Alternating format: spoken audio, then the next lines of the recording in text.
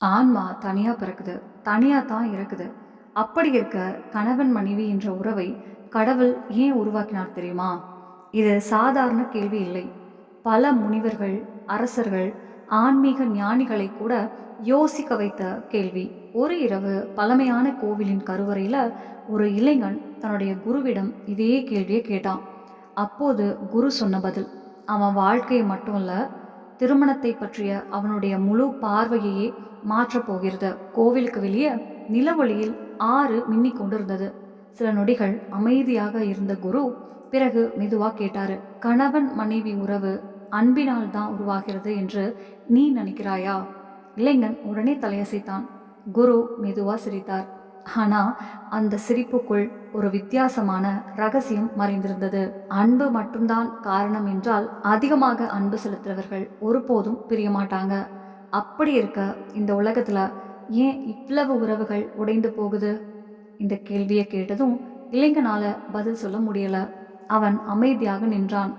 அங்கிருந்து தான் அவன் இதுவரைக்கும் நினைத்து பார்க்காத ஒரு ரகசியத்தின் கதவு திறக்க ஆரம்பிச்சது. குரு கோவிலின் சுவரில் விழுந்திருந்த விளக்கின் நிழலை காட்டினார். அந்த நிழலை பார்க்கிறாயா? அது விளக்கிலிருந்து தனியா இருப்பது மாதிரி தெரியும். ஆனா உண்மையில் அதன் இருப்பே அந்த விளக்கை சார்ந்துதான் இருக்கு. இளைஞன் சம்மதமா தலையசைத்தான். அதே மாதிரிதான் கணவனும் மனைவியும். வெளியில பார்க்கும்போது இரண்டு தனித்தனியான மனிதர்களா தெரியும். ஆனா அவர்கள் சந்திக்கிறதுக்கான காரணம் இந்த ஒரு பிறவி மட்டும் கிடையாது. அவர்களுக்குள் பல பிறவிகளாக தொடரும் ஒரு கண்ணுக்கு தெரியாத பிணைப்பு இருக்கு. இந்த பதில் இளைஞனை ஆச்சரியப்பட வைத்தது. அவன் நினைத்ததை விட இது ரொம்ப ஆழமான விஷயமா இருந்தது. சில நிமிடங்கள் கழித்து குரு ஒரு கதையை சொல்ல ஆரம்பித்தார். பல வருடங்கள் கடுமையான தவம் செய்த ஒரு சாதகர் ஒரு நாள் கடவுளிடம் கேட்டாராம், இறைவா, இரண்டு ஆன்மாக்களை கணவன் மனைவியாக ஏன் நினைக்கிறீர்கள்? அதற்கு கடவுள் நேரடியாக பதில் சொல்லல. அதற்கு பதிலா ஒரு காட்சியை காட்டினார். அதில் இரண்டு ஆன்மாக்கள் பல பிறவிகளில் திரும்ப திரும்ப சந்தித்து கொண்டிருந்தன. சில நேரங்களில் நண்பர்களாக, சில நேரங்களில் எதிரிகளாக, சில நேரங்களில் அண்ணன் தங்கையாக, இறுதியில் கணவன் மனைவியாக. அந்த சாதகருக்கு முதலில் எதுவுமே புரியல. ஆனா அந்த பிறவிகளின் கர்ம பிணைப்புகளை பார்த்தபோது அவர் அதிர்ச்சி அடைந்தார். குரு தொடர்ந்து சொன்னார், பெரும்பாலானவர்கள் திருமணம் என்பது இந்த பிறவியில் நடக்கிற ஒரு சம்பவம் என்று நினைக்கிறாங்க. ஆனா உண்மையிலே அது பல பிறவிகளில் முடிவடையாமல் போன கர்மங்களின் சங்கமம். இளைஞன் அமைதியா கேட்டுக்கொண்டிருந்தான். சில ஆன்மாக்கள் ஒருவருக்கொருவர் கடன் பட்டிருப்பாங்க. சிலர் தங்களுடைய அன்பை முழுமையா வெளிப்படுத்தாம விட்டிருப்பாங்க. சிலர் நம்பிக்கையை உடைத்திருப்பாங்க. சிலர் தியாகம் செய்திருப்பாங்க. அந்த முடிச்சுகள் எல்லாத்தையும் அவிழ்க்கத்தான் கடவுள் அவர்களை மீண்டும் சந்திக்க வைக்கிறார். இந்த வார்த்தைகள் இளைஞனின் மனசுக்குள் நிறைய கேள்விகளை எழுப்பின. அந்த நேரத்தில் கோவிலுக்கு வெளியே ஒரு பலமான காற்று வீசியது. விளக்கின் தீ வேகமாக அசைந்தது. அதே நேரத்தில் குரு சொன்னார், ஆனா இது கர்மங்களை பற்றிய விஷயம் மட்டும் கிடையாது. இதுக்கு பின்னாடி இன்னும் பெரிய ஒரு ரகசியம் மறைந்திருக்கு. இளைஞன் இன்னும் ஆர்வத்தோட குருவை பார்த்து கொண்டிருந்தான். அப்போது குரு சொன்னார், கடவுள் கணவன் மனைவியை சேர்த்து வைக்கிறதுக்கு இன்னொரு காரணமும் இருக்கு. அவர்கள் ஒருவரின் மூலமாக மற்றொருவர் தங்களை தாங்களே புரிஞ்சுக்கணும் என்பதற்காகத்தான்.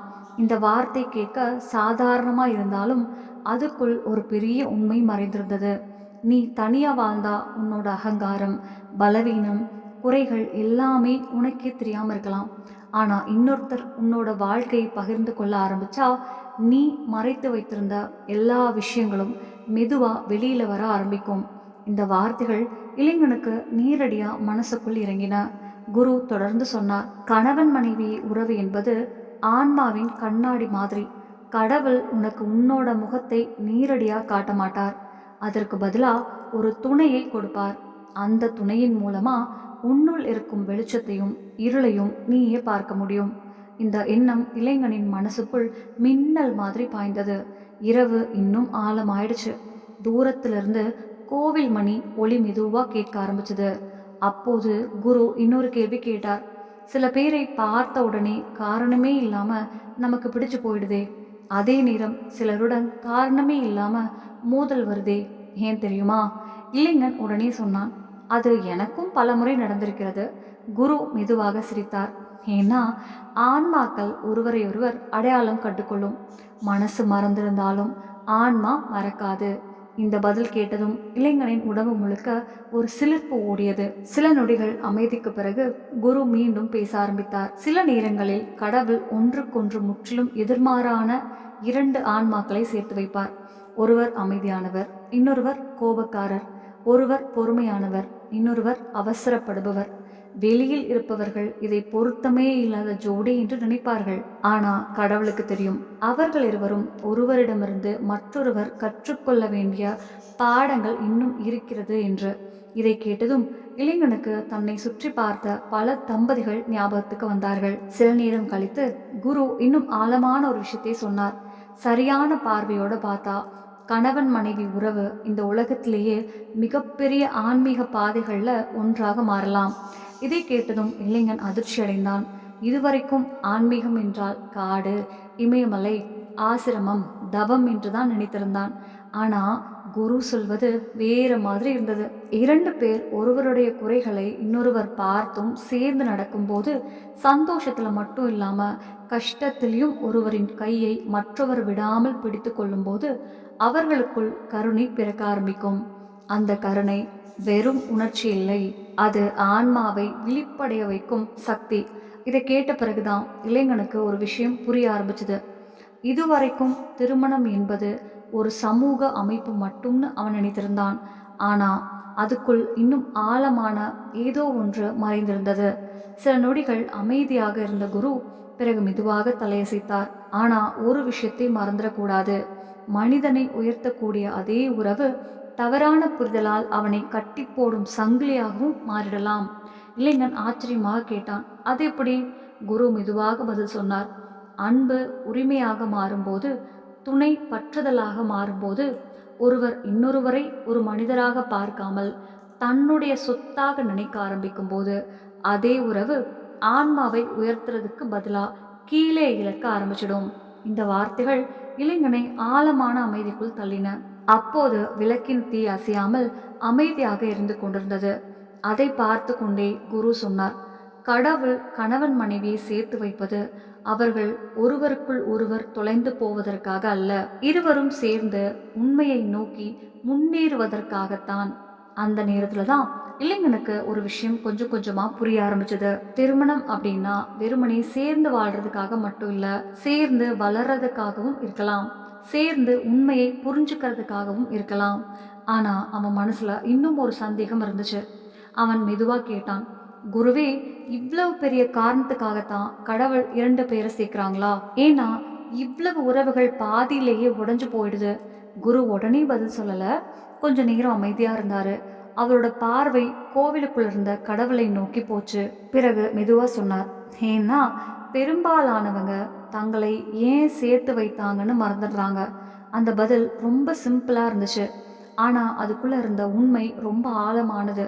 குரு தொடர்ந்து சொன்னார், ஒரு கட்டத்துக்கு அப்புறம் ஆன்மாவை பார்க்கறத விட வெளிப்புறத்தை தான் மக்கள் பார்க்க ஆரம்பிச்சிடுறாங்க. அன்பை விட எதிர்பார்ப்புகள் அதிகமாயிடுது, புரிஞ்சுக்கிறத விட குறை சொல்றது அதிகமாயிடுது. அப்போ கடவுள் அவர்களை சேர்த்து வைத்த உண்மையான காரணம் மெதுவா மறைந்து போயிடுது.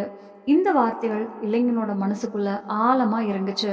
பல வருடங்களா பூட்டி கிடந்த ஒரு கதவு மெதுவா திறக்கிற மாதிரி அவனுக்கு தோணுச்சு. ஆனா அந்த கதவுக்கு பின்னாடி இருந்த உண்மை அவன் இதுவரைக்கும் நினைச்சதையெல்லாம் தாண்டி இருந்தது. அந்த நேரத்துல தான் ஒரு விசித்திரமான சம்பவம் நடந்துச்சு. ஒரு வயசான சாது கோவிலுக்குள்ள மெதுவா நடந்து வந்தாரு. அவரோட முகத்துல ஒரு வித்தியாசமான அமைதி இருந்துச்சு. குருவும் இளைஞனும் பேசிக்கிட்டு இருந்த கடைசி சில வார்த்தைகளை அவர் கேட்டிருந்தாரு. அவர் லேசா சிரிச்சாரு. பிறகு சொன்னார், நீங்க இன்னும் பாதி ரகசியத்தை கேள்விப்பட்டிருக்கீங்க. அந்த ஒரு வரி கேட்டதும் இளைஞன் முழுக்க அவரை பார்த்தான். சாது தொடர்ந்து பேச ஆரம்பிச்சார். கணவன் மனைவி உறவு கர்ம கணக்குகளை முடிக்கிறதுக்காக மட்டும் இல்ல, ஒருத்தருக்கு ஒருத்தர் கண்ணாடியா இருக்கிறதுக்காக மட்டும் கூட இல்ல. அதுக்கு பின்னாடி இன்னும் பெரிய ரகசியம் இருக்கு. அந்த ரகசியத்தை புரிஞ்சுக்கிட்டா அன்பையும் விதியையும் கடவுளையும் கூட நீ வேறு மாதிரி பார்க்க ஆரம்பிப்ப.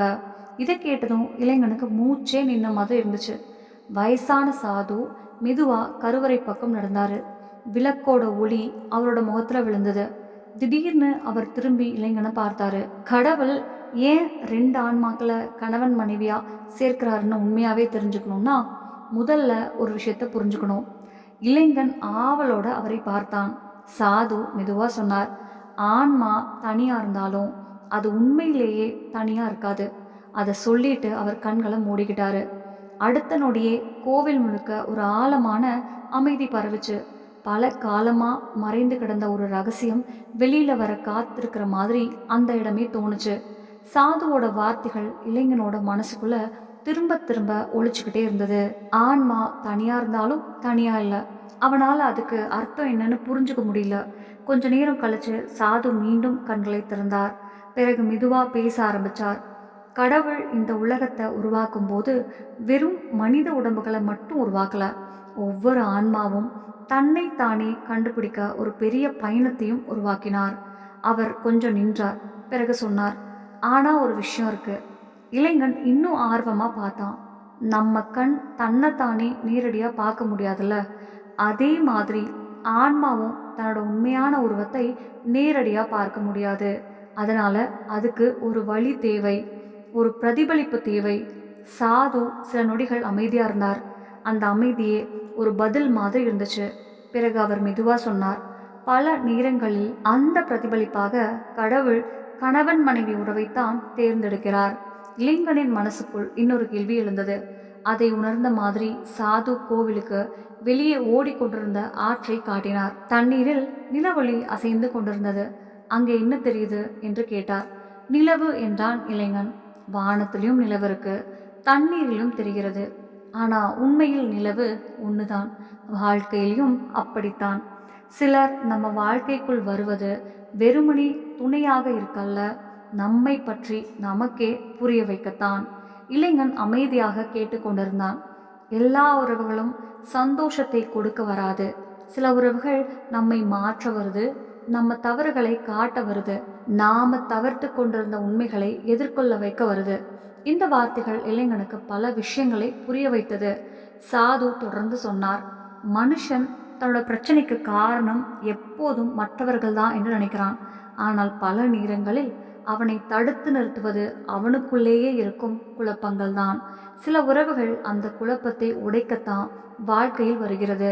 அந்த நேரத்தில் அருகில் இருந்த பழைய விளக்கின் தீ மெதுவாக எரிந்து கொண்டிருந்தது. அதை பார்த்து கொண்டே சாது சொன்னார், வாழ்க்கை சுலபமாக இருக்கும்போது அன்பு காட்டுவது பெரிய விஷயம் இல்லை. கஷ்டம் வந்த பிறகும் கைவிடாமல் நிற்பதுதான் உண்மையான அன்பின் வலிமை. இளைஞன் முதல் முறையாக அன்பை வேறு ஒரு கோணத்தில் பார்க்க ஆரம்பித்தான். சில நொடிகள் கழித்து சாது இன்னொரு ஆழமான விஷயத்தை சொன்னார். சில சந்திப்புகள் சாதாரணமாக நடப்பதில்லை. அதனால்தான் சிலரை பார்த்த முதல் நொடியிலேயே பல வருடங்களாக தெரிந்தவர்கள் மாதிரி தோன்றும். இளைஞனுக்கு தன்னுடைய வாழ்க்கையில் நடந்த சில சம்பவங்கள் ஞாபகத்துக்கு வந்தன. ஆனால் உடனே சாது எச்சரித்தார், அதே நேரத்தில் ஒரு விஷயத்தை மறந்துடக்கூடாது. உன்னோட துணை உன்னோட இலக்கு இல்லை. அவர் உன்னோட வாழ்க்கை பயணத்தில் கூட நடக்கிற ஒருவர் மட்டும்தான். அந்த ஒருவரி இளைஞனின் மனதில் ஆழமாக பதிந்தது. பெரும்பாலான துயரங்கள் எங்கிருந்து வருது தெரியுமா? இன்னொருவர் நம்ம வாழ்க்கையை முழுமையாக்கணும் என்ற எதிர்பார்ப்பதிலிருந்து. இரவு இன்னும் அமைதியாகியது. சாது மெதுவாக சொன்னார், திருமணம் என்பது உரிமை இல்லை, பொறுப்பு. இன்னொருவரை மாற்றும் முயற்சி இல்லை, நம்மை நாமே மேம்படுத்தி கொள்ள கிடைக்கும் ஒரு வாய்ப்பு. இளைஞன் இதுவரை கேள்விப்படாத ஒரு பார்வையை கேட்டுக்கொண்டிருந்தான். அப்போது மேகங்கள் விலகி நிலவு இன்னும் தெளிவாக தெரிந்தது. அதை பார்த்து கொண்டே சாது சொன்னார், அகங்காரம் அன்பை மறைக்கலாம், ஆனால் உண்மையான அன்பின் மதிப்பை அளிக்க முடியாது. அந்த வார்த்தைகள் இளைஞனின் மனதில் ஒரு அமைதியை உருவாக்கின. ஆனால் சாது இன்னும் சொல்லி முடிக்கவில்லை. அவர் மெதுவாக எழுந்து கோவிலின் பழமையான பகுதியை நோக்கி நடந்தார். அங்கே காலத்தின் தடங்களை சுமந்த ஒரு பழைய கல் இருந்தது. அதை தொட்டபடி அவர் சொன்னார், பலர் திருமணத்தை 2 பேரின் இணைப்பு என்று மட்டுமே பார்க்கிறார்கள். ஆனால் சில அரிய சந்திப்புகளுக்கு பின்னால் அவர்களுடைய தனிப்பட்ட வாழ்க்கையை விட பெரிய ஒரு நோக்கம் இருக்கும். இளைஞன் ஆவலோடு அவரை பின்தொடர்ந்தான். அந்த கல்லில் செதுக்கப்பட்டிருந்த ஒரு குறியீட்டை சாது காட்டினார். அதில் 2 வட்டங்கள் ஒன்றை ஒன்று தொட்டு கொண்டிருந்தன. ஆனால் முழுமையாக ஒன்றாக கலக்கவில்லை.